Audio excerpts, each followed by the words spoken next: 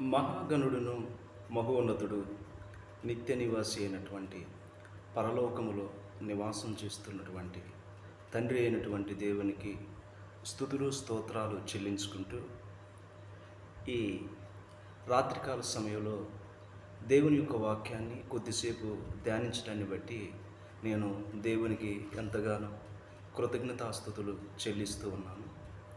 ఈ రాత్రి వాక్యాన్ని వింటున్నటువంటి ప్రతి ఒక్కరికి కూడా మన ప్రభువును ప్రియరక్షకుడైనటువంటి యేసు ప్రభువారి నామంలో మీ అందరికీ వందనాలు తెలియజేస్తూ ఉన్నాను. ఈ రాత్రి నాకు ఇవ్వబడినటువంటి సమయంలో కొద్దిసేపు దేవుని యొక్క వాక్యాన్ని ప్రకటించాలని ప్రేరేపించబడుచు ఉన్నాను. ఈ రాత్రి నేను చెప్పబోయేటటువంటి అంశము ఆత్మ సంబంధమైనటువంటి ఆశీర్వాదాలు ఉన్నాయి, భౌతిక సంబంధమైనటువంటి ఆశీర్వాదాలు కూడా ఉన్నాయి. అయితే భౌతిక సంబంధమైన అనగా భూ సంబంధమైనటువంటి ఆశీర్వాదాలు ఉన్నాయి, ఆత్మ సంబంధమైనటువంటి ఆశీర్వాదాలు కూడా ఉన్నాయి. అయితే ఈ రాత్రి ఆత్మ సంబంధమైనటువంటి ఆశీర్వాదాల గురించి చెప్పాలని నేను అనుకుంటూ ఉన్నాను. అయితే ఈ ఆత్మ సంబంధమైనటువంటి ఆశీర్వాదాలు కేవలము మనము దేవునిలో ఉంటే, దేవునిపై విశ్వాసం కలిగి ఉంటే, దేవునితో మనం నడిచినప్పుడు మాత్రమే ఈ ఆత్మ సంబంధమైనటువంటి ఆశీర్వాదాలను మనం పొందుకుంటాము. అయితే ఈ భూ సంబంధమైనటువంటి ఆశీర్వాదాలు మనము ఈ భూమి మీద ఉన్నంత మట్టుకే మనతో ఉంటాయి. కానీ ఆత్మ సంబంధమైనటువంటి ఆశీర్వాదాలు నిత్యము మనతో ఉంటాయి. అయితే ఏంటి ఆత్మ సంబంధమైనటువంటి ఆశీర్వాదాలు అని మనం చూడగలిగినట్లయితే, మొట్టమొదటగా ఆత్మ సంబంధమైనటువంటి ఆశీర్వాదాల్లో మొట్టమొదటి యేసుక్రీస్తు వారిని తండ్రి అయినటువంటి దేవుడు మనకు బహుమానంగా అనుగ్రహించి ఉన్నాడు. యేసుక్రీస్తు వారిని తండ్రి అయినటువంటి దేవుడు మనకి బహుమానంగా అనుగ్రహించి ఉన్నాడు. ఒకసారి మనము పరిశుద్ధ గ్రంథంలో చూడగలిగినట్లయితే యోహాను సువార్త 3వ అధ్యాయము 16వ వచనంలో దేవుని వాక్యము ఈ రీతిగా మనకు సెలవిస్తూ ఉంది. నేను మీ కొరకు చదువుచు ఉన్నాను, గమనించండి. యోహాను సువార్త 3వ అధ్యాయము 16వ వచనంలో, దేవుడు లోకమును ఎంతో ప్రేమించెను కాగా ఆయన తన అద్వితీయ కుమారునిగా పుట్టినవాని యందు విశ్వాసముంచు ప్రతివాడును నశింపక నిత్య జీవం పొందినట్లు ఆయనను అనుగ్రహించును. కనుక ఆత్మ సంబంధమైనటువంటి మొదటి ఆశీర్వాదం ఏంటి అని మనం గమనించినట్లయితే, తండ్రి అయినటువంటి దేవుడు తన ప్రియకుమారుడైనటువంటి అద్వితీయుడైనటువంటి యేసుక్రీస్తు వారిని, తండ్రి అయినటువంటి దేవుడు యేసుక్రీస్తు వారిని ఈ భూమి మీదకు మనకు బహుమానంగా పంపించటమే ఆత్మ సంబంధమైనటువంటి మంచి ఆశీర్వాదం. యేసుక్రీస్తు పరిశుద్ధుడు, యేసుక్రీస్తు పాపము చేయలేదు. ఆయన ఈ భూమి మీద జీవించినటువంటి దినాలలో అనేకమైనటువంటి సూచక క్రియలు, అనేకమైనటువంటి మహత్కార్యములు జరిగించి ఉన్నాడు.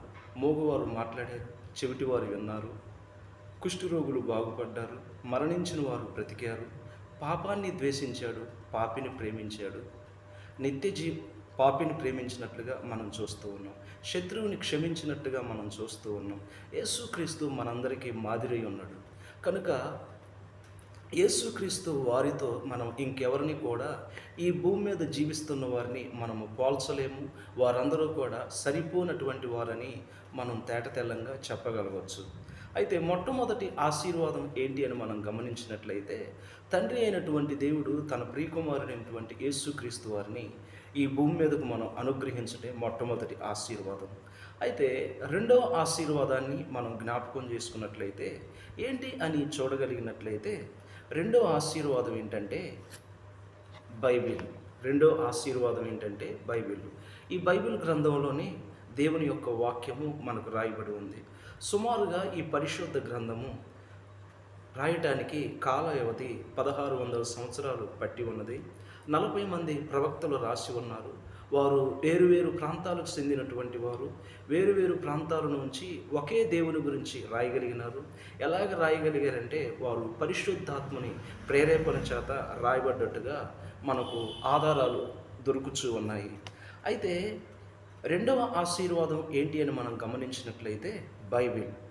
ఏంటి మనం చూడగలిగినట్లయితే యోహాను స్వార్త యోహాను స్వార్త యోహాను స్వార్త యోహాను స్వార్త 8వ అధ్యాయము 8వ అధ్యాయము 8వ అధ్యాయము 31వ వచనంలో దేవుని వాక్యం ఈ విధముగా సెలవిస్తూ ఉంది.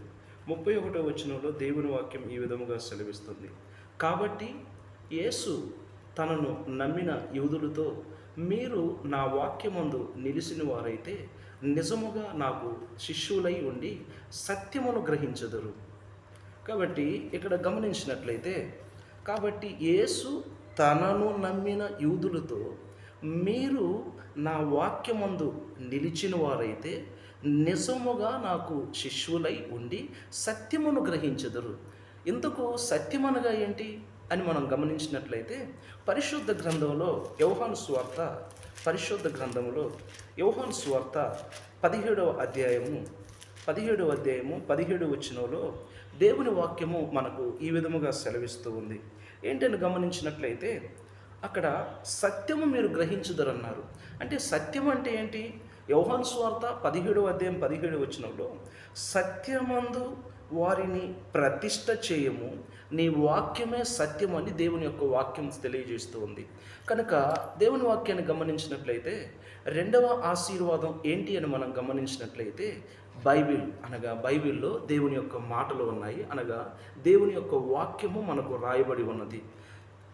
మూడవ ఆశీర్వాదాన్ని, ఎందుకంటే దేవుని వాక్యం సెలవిస్తూ ఉంది, నీ వాక్యము నా పాదములకు దీపము, నా త్రోవకు వెలుగై ఉన్నది.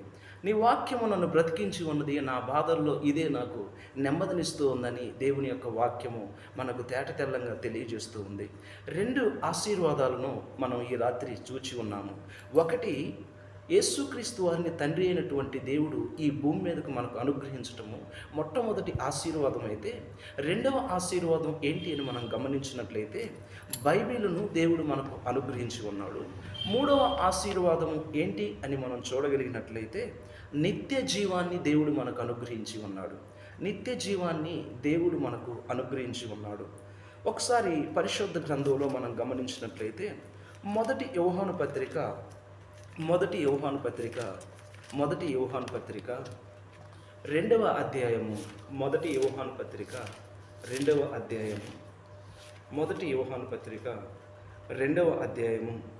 25వ వచనంలో దేవుని వాక్యము ఈ విధముగా సెలవిస్తుంది.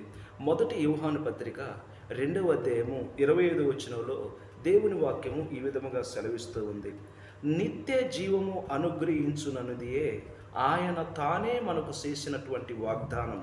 అంటే తండ్రి అయినటువంటి దేవుడు మనకు చేసినటువంటి వాగ్దానం ఏంటంటే నిత్య జీవాన్ని ఇస్తూ ఉన్నాడు, నిత్య జీవాన్ని అనుగ్రహిస్తూ ఉన్నాడు. మూడవ ఆశీర్వాదం ఏంటి అని గమనించినట్లయితే నిత్య జీవము. కనుక ఈ ఆత్మ సంబంధమైనటువంటి ఆశీర్వాదాలు మనము ఈ భూమి మీద ఉన్నప్పుడు మాత్రమే పొందుకోవటం ఈ భూమి మీద ఉన్నప్పుడు మాత్రమే కాకుండా ఈ భూలోకాన్ని విడిచిపోయినప్పుడు కూడా నిత్యము మనతో ఉంటాయి. ఒకసారి మనం గమనించినట్లయితే ఇంకా దేవుని వాక్యంలో ప్రకటన గ్రంథము 21వ అధ్యాయము 21వ అధ్యాయము 4వ వచనంలో మనం చూడగలిగినట్లయితే ఆయన వారి కన్నుల ప్రతి బాష్ప బిందువును తుడిసివేయును, మరణము ఇక ఉండదు, దుఃఖమైనను ఏడ్పైనను వేదనైనను ఇక ఉండదు, మొదటి సంగతులు గతించిపోయినని సింహాసనములో నుండి వచ్చిన గొప్ప స్వరము చెప్పుట వింటిని. కనుక ప్రియమైనటువంటి దేవుని బిడ్డలారా, ఈ రాత్రికాల సమయంలో పరిశుద్ధ గ్రంథమైనటువంటి బైబిల్లో నుంచి 3 ఆశీర్వాదాలు, ఆత్మ సంబంధమైనటువంటి ఆశీర్వాదాలను మనం చూచి ఉన్నాం. ఒకటి, యేసుక్రీస్తు వారిని తండ్రి అయిన దేవుడు బహుమానంగా ఇచ్చి ఉన్నాడు. 2, బైబిల్ని దేవుడు బహుమానంగా మనకి ఇచ్చి ఉన్నాడు. 3, నిత్య జీవాన్ని దేవుడు మనకు అనుగ్రహించి ఉన్నాడు. 4వ విషయాన్ని కూడా మనం గమనించినట్లయితే సంఘమును దేవుడు మనకు అనుగ్రహించి ఉన్నాడు. సంఘమును దేవుడు మనకు అనుగ్రహించి ఉన్నాడు. పరిశుద్ధ గ్రంథంలో అంటే మీకు నేను తెలియనటువంటి సంగతులు ఏమీ కూడా చెప్పడం లేదు. పరిశుద్ధ గ్రంథంలో నేనేమైతే చదివానో, ఏవైతే గ్రహించానో వాటిని మాత్రమే మీ ఎదుట ఉంచుచూ ఉన్నాను. నాలుగవ ఆశీర్వాదం ఏంటి అని మనం గమనించినట్లయితే అపోస్తుల కార్యములు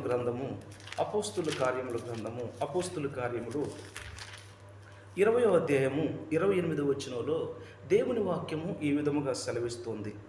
దేవుడు తన స్వరక్తమిచ్చి సంపాదించిన తన సంఘమును కాయుటకు పరిశుద్ధాత్మ మిమ్మల్ని దేని యందు అధ్యక్షులుగా ఉంచెనో ఆ యావత్తు మందను గూర్చియు మీ మట్టుకు మిమ్మల్ని గూర్చి జాగ్రత్తగా ఉండుడని అపోస్తులైనటువంటి పౌలు అక్కడ ఉన్నటువంటి సంఘ పెద్దలకు, అక్కడ ఉన్నటువంటి సంఘస్థులకు తెలియజేస్తున్నటువంటి సంగతులను మనం చూస్తూ ఉన్నాం.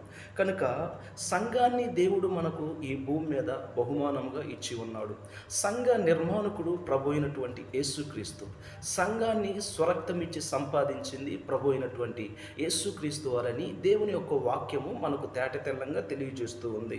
కనుక ప్రియమైనటువంటి దేవుని బిడ్డలారా, మరి ఆ సంఘములో నీవు నేను మనందరం కూడా చేర్చబడాలి. ఆ సంఘములో చేర్చబడాలని దేవుని యొక్క వాక్యము మనకు తేటతెల్లంగా తెలియజేస్తుంది. ఐదో విషయము మీకు తెలియజేస్తూ ఉన్నాను. ఐదవ ఆశీర్వాదము ఏంటి అని మనం గమనించినట్లయితే ఇక్కడ సంఘాన్ని దేవుడు బహుమానంగా ఇచ్చి ఉన్నాడు. సంఘాలు అనగా అనేకమైనటువంటి సంఘాలను మనం ఈ భూలోకంలో చూస్తూ ఉన్నాం. అవి డ్వాక్రా సంఘాలు కావచ్చు, మహిళా సంఘాలు కావచ్చు, ఇంకా రకరకాల సంఘాలు కావచ్చు. నేను మాట్లాడుతున్నది ఈ భూ సంబంధమైనటువంటి సంఘాల గురించి నేను మాట్లాడలేదు. ఆత్మ సంబంధమైనటువంటి సంఘం గురించి నేను మాట్లాడుతూ ఉన్నాను. సంఘం అనగా కూడుకును స్థలము. కనుక ప్రియమైనటువంటి దేవుని బిడ్డలారా, దేవుని వాక్యంలో మనం చాలా జాగ్రత్తగా గమనించినట్లయితే సంఘం అనగా పిలువబడిన వారు, ఇంకా అనేక సంగతులు ఆ సంఘం గురించి మాట్లాడితే ఇంకా చాలా పెద్ద విషయాలు, చాలా పెద్ద టాపిక్. నేను అలాగ మీకు కొంచెం మాత్రమే చెప్పి ఉన్నాను. కనుక ఐదవ ఆత్మ సంబంధమైనటువంటి ఆశీర్వాదం ఏంటి అని మనం గమనించినట్లయితే తండ్రి అయినటువంటి దేవుడు మనకు పరిశుద్ధాత్ముడిని వరముగా అనుగ్రహించి ఉన్నాడు. ఎక్కడ ఉన్నాయని ఆ మాటలు మనం చూసినట్లయితే యోహాను సువార్త 14వ అధ్యాయము 16 వచనాన్ని మనం చూడగలిగినట్లయితే 14వ అధ్యాయం 16 వచనాన్ని చూడగలిగినట్లయితే నేను తండ్రిని వేడుకొందును, మీ యొద్ద ఎల్లప్పుడూ నుండుటకై ఆయన వేరొక ఆదరణకర్తను అనగా సత్యస్వరూపియగు ఆత్మను మీకు అనుగ్రహించును. ప్రభు అయినటువంటి యేసుక్రీస్తు వారు తనను వెంబడించినటువంటి డిసైబుల్స్తో చెప్పుచూ ఉన్నటువంటి విషయాలు, నేను మీ యొద్ద నుంచి వెళ్ళిపోయిన తర్వాత ఆదరణకర్త పరిశుద్ధాత్ముని మీ వద్దకు నేను పంపుతాను అని యేసు ప్రభు వారు చెప్పుచూ ఉన్నాడు. అంటే ఆత్మ సంబంధమైనటువంటి మరొక ఆశీర్వాదం ఏంటంటే పరిశుద్ధాత్ముడు. అంటే పరిశుద్ధాత్మ మనం గమనించినట్లయితే ఆత్మ సంబంధమైనటువంటి ఆశీర్వాదం. ఈ పరిశుద్ధాత్ముడు ఏం జరిగిస్తాడు అని మనం గమనించినట్లయితే యోహాను సువార్త 16వ అధ్యాయము 13వ వచనంలో మనం గమనించినట్లయితే దేవుని వాక్యము ఈ రీతిగా మనకు సెలవిస్తూ ఉంది. 13వ వచనం, అయితే ఆయన అనగా సత్యస్వరూపి అయిన ఆత్మ వచ్చినప్పుడు మిమ్మల్ని సర్వసత్యములోనికి నడిపించును. ఆయన తనంతట తానే ఏమీ బోధింపక వేటిని వినునో వాటిని బోధించి సంభవింపబో సంగతులను మీకు తెలియచేస్తాడు. అంటే పరిశుద్ధాత్ముడు ఏటిని బోధిస్తాడు? యేసు ప్రభు వారిలో నుండే తీసుకొని బోధిస్తాడు. ఇంకా ఏం బోధిస్తాడు? పరిశుద్ధాత్ముడు సర్వసత్యంలోనికి నడిపిస్తాడు. అలాగే సంభవింపబో ఫ్యూచర్లో జరిగిపోయే సంగతులను కూడా పరిశుద్ధాత్ముడు తెలియజేస్తాడని దేవుని యొక్క వాక్యం మనకు తెలియజేస్తూ ఉంది. అయితే ఈ రాత్రికాల సమయంలో, ఈ కొద్ది సమయంలో దేవుని యొక్క మాటలు మనము జ్ఞాపకం చేసుకున్నాము. ఆత్మ సంబంధమైన ఆశీర్వాదాలు ఇంకా చాలా ఉన్నాయి. కొన్ని విషయాలు మీ ముందు ఉంచి ఉన్నాను. మొట్టమొదటగా యేసుక్రీస్తు వారిని తండ్రి అయిన దేవుడు బహుమానంగా మనకు అనుగ్రహించి ఉన్నాడు. 2 బైబిల్ని దేవుడు మనకు అనుగ్రహించి ఉన్నాడు. 3 నిత్య జీవాన్ని దేవుడు అనుగ్రహించి ఉన్నాడు. 4 సంఘాన్ని దేవుడు అనుగ్రహించి ఉన్నాడు. 5 పరిశుద్ధాత్ముని దేవుడు మనకు అనుగ్రహించి ఉన్నాడు. అలాగే గమనించినట్లయితే అపోస్తుల కార్యంలో కూడా ఒక మాట రాయబడి ఉంది. అక్కడ గమనించినట్లయితే 2వ అధ్యాయము 38వ వచనంలో కూడా దేవుని వాక్యము ఈ విధముగా సెలవిస్తుంది. అపోస్తుల కార్యములో 2వ అధ్యాయము 38వ వచనంలో కూడా పేతురు, మీరు మారు మనసు పొంది పాప క్షమాపణ నిమిత్తము ప్రతివాడు యేసుక్రీస్తు నామమున బాప్తీసం పొందుడి, అప్పుడు మీరు పరిశుద్ధాత్మను వరము పొందుతారని దేవుని యొక్క వాక్యము తెలియజేస్తుంది. అంటే ఏం పొందాలి ఇక్కడ? మీరు మారు మనసు పొంది మనస్సు మార్చుకొని పాప క్షమాపణ నిమిత్తము ప్రతివాడు యేసుక్రీస్తు నామమున బాప్తీసం పొందుడి, అప్పుడు మీరు పరిశుద్ధాత్మను వరాన్ని పొందుతారని దేవుని యొక్క వాక్యము మనకి తెలియజేస్తూ ఉంది. ఎప్పుడైతే మనము బాప్తీసం పొందుతామో మనం సంఘములో చేర్చబడతాం. కనుక ప్రియమైనటువంటి దేవుని బిడ్డలారా, ఎలా సంఘంలో చేర్చబడ్డాము? వాక్యము వినాలి, విశ్వాసం ఉంచాలి, మారు మనసు పొందుకోవాలి, ఒప్పుకోవాలి. నీటి చేత బాప్తీసం పొందినప్పుడు మరి ప్రతి ప్రభు దినాన మనం ప్రభు బలలో పాల్గొంటున్నప్పుడు మరణం వరకు నమ్మకముగా ఉండము, నేను నీకు జీవ కిరీటాన్ని ఇస్తానని దేవుని యొక్క వాక్యము మనకు తేటతెల్లంగా తెలియజేస్తుంది. కనుక ప్రియమైనటువంటి దేవుని బిడ్డలారా, ఈ రాత్రికాల సమయంలో 5 విషయాలు, ఆత్మ సంబంధమైనటువంటి 5 విషయాలు చెప్పి ఉన్నాం. 1, యేసుక్రీస్తు వారిని మనకు బహుమానంగా అనుగ్రహించి ఉన్నాడు. 2, బైబిల్ని అనుగ్రహించి ఉన్నాడు. 3, నిత్య జీవాన్ని అనుగ్రహించి ఉన్నాడు. 4, సంఘాన్ని అనుగ్రహించి ఉన్నాడు. 5, పరిశుద్ధాత్మని మనకు వరముగా అనుగ్రహించి ఉన్నాడు. కనుక మన ఆత్మ సంబంధమైన జీవితం మరి ఎక్కువగా అభివృద్ధి చెందాలి అంటే, మన ఆత్మ సంబంధమైనటువంటి జీవితం ప్రభు అయినటువంటి యేసుక్రీస్తు వారు మరలా మనల్ని తీసుకొని వెళ్ళేంతవరకు వర్ధిల్లాలంటే, మనం దేవునికి ఇష్టలుగా జీవించాలంటే ప్రతిరోజు నిత్యము కూడా మనము 2 పనులు ఖచ్చితంగా మస్ట్ చేయాలి. మనం ఖచ్చితంగా ఏం చేయాలంటే, వేకువనే లేవగానే మనము ప్రార్థన చేయాలి. రెండవది ఏంటంటే, మనము దేవుని యొక్క వాక్యాన్ని చదివేవారుగా, గ్రహించేవారుగా మనం ఉండాలి. ఎప్పుడైతే మనం ప్రార్థన చేయడం ప్రారంభిస్తూ ఉన్నామో అప్పుడు మనము దేవునితో మాట్లాడుతూ ఉన్నామని గమనించాలి. ఎప్పుడైతే మనం వాక్యాన్ని చదువుతూ ఉన్నామో దేవుడు మనతో మాట్లాడుతూ ఉన్నాడనే విషయాన్ని జాగ్రత్తగా గమనించాలి. ఒక వ్యక్తి ప్రతిరోజు వేకునే లేవగానే ప్రార్థన చేస్తూ ఉన్నాడంటే అతడు ఆత్మ సంబంధమైన జీవితం దేవునికి అతి దగ్గరగా అవుతూ ఉంది. అతడు ఈ లోకంలో ఉన్నటువంటి ప్రతిదాన్ని కూడా జయించి మరి దేవునికి ఇష్టడుగా జీవిస్తూ అనేకులకు మాదిరికరంగా ఉండటానికి, జయ జీవితాన్ని కలిగి జీవించడానికి, భూ సంబంధమైనటువంటి ఆత్మ సంబంధమైనటువంటి ఈవులను పొందుకోవడానికి అవకాశం కలుగుతున్నది కేవలము ప్రార్థన ద్వారా మాత్రమే కలుగుతుంది. రెండో విషయాన్ని కూడా మనం జాగ్రత్తగా గమనించినట్లయితే, ప్రార్థన చేయటం మాత్రమే కాదు, కానీ రెండో విషయం ఏంటంటే, ప్రతిరోజు మన శరీరానికి రకరకాలైనటువంటి ఆహార పదార్థాలను తీసుకుంటూ ఉన్నాం. ఫ్రూట్స్ తీసుకుంటూ ఉన్నాం, అలాగే వెజిటేరియన్ తింటూ ఉన్నాం, నాన్ వెజ్ తింటూ ఉన్నాం. ఇదంతా మన శరీరం బలం కోసమే. అయితే ఆత్మ సంబంధమైన జీవితం మరి ఎక్కువగా దేవునికి దగ్గర కావాలంటే రెండో విషయం మనం ఏం చేయాలంటే, దేవుని వాక్యాన్ని మనం చదివేవారుగా, గ్రహించేవారుగా, ధ్యానించేవారుగా, ప్రకటించేవారుగా ఉన్నట్లయితే మనము అన్ని విషయాల్లోని దేవునికి ఇష్టలుగా ఉంటాము. ఆయనకి ఇష్టలుగా, దేవునికి ఇష్టలుగా ఉంటే మనము దేని గురించి కలవరపడాల్సినటువంటి అవసరం లేదు. మన చింత యావత్తు ఆయన మీద వేసినట్లయితే సమస్తాన్ని కూడా దేవుడే మనకు అనుగ్రహిస్తాడు. కనుక ఎప్పటి వరకు మనం ప్రార్థన చేయాలి? ఎప్పటి వరకు మరి మనం ఈ రీతిగా వాక్యాన్ని చదవాలి, గ్రహించాలి, గైకొనాలంటే యేసు ప్రభువారు మరలా వచ్చి మనను తీసుకొని వెళ్ళేంత వరకు మనం ఇలా చేస్తూనే ఉండాలి. ఎందుకంటే ఒక్కసారి యేసు ప్రభువారు తలకు ముళ్ళ కిరీటం కొట్టబడి, చేతుల్లో మేకులు కొట్టబడి, ప్రక్కలో బల్లెపోటు కూర్చబడి, కాళ్ళకు మేకులు కొట్టబడి, ఆ కలవరు సెలవులో మనందరి పాపముల నిమిత్తము చనిపోయి సమాధి చేయబడినటువంటి యేసుక్రీస్తు ఈసారి తన సంఘాన్ని, వధువు సంఘాన్ని వరుడైనటువంటి యేసుక్రీస్తు తీసుకొని రావడానికి వస్తూ ఉన్నాడు. అయితే మనం సిద్ధపాటు కలిగి ఉండాలి. ఎడవబడిన వారు ఎక్కడుంటారంటే భయంకరమైనటువంటి భయంకరమైనటువంటి నరకంలో ఉంటారని దేవుని యొక్క వాక్యము తెలియజేస్తుంది. ఎవరు కూడా నరకానికి పోవటము దేవునికి ఇష్టము కానే కాదు. కానీ చాలామంది ప్రజలు ఆ ప్రేమ కలిగినటువంటి దేవుడు, దయగలిగినటువంటి దేవుని మాటలు పెడచెవిని పెడుతూ దేవుని మాటలకు తమ హృదయాన్ని ఇవ్వకుండా ఈ లోకంలో ఉన్నదంతా కూడా శరీరాశ, నేత్రాశ, జీవోటమము అవి తండ్రి వలన పుట్టినవి కావు. కానీ ఆ అపవాది బంధకాల నుంచి బయటికి రాకుండా వారి జీవితాలను నాశనం చేసుకుంటూ వారు భయంకరమైనటువంటి స్థితికి వెళుచూ ఉన్నారు. కనుక ఆ స్థితిని మనం కలిగకుండా మనం ఆరోగ్యంగా ఉన్నప్పుడే, మనం ఈ భూమి మీద జీవిస్తూ ఉన్నప్పుడే దేవుని యొక్క మాటలు గ్రహించి తండ్రి అయినటువంటి దేవుడు ప్రభు అయిన యేసుక్రీస్తుని ఈ భూమి మీదకి ఎందుకు పంపించాడు అని మనం గుర్తించి గ్రహించి ఈ భూమిలోకి మన శరీరం ఈ మట్టిలో కలిసిపోయిన తర్వాత మన ఆత్మ ఎక్కడికి పోతుందో మనం ఆలోచన కలిగి మనం ముందుకు కొనసాగాల్సిన వారమై ఉన్నాము.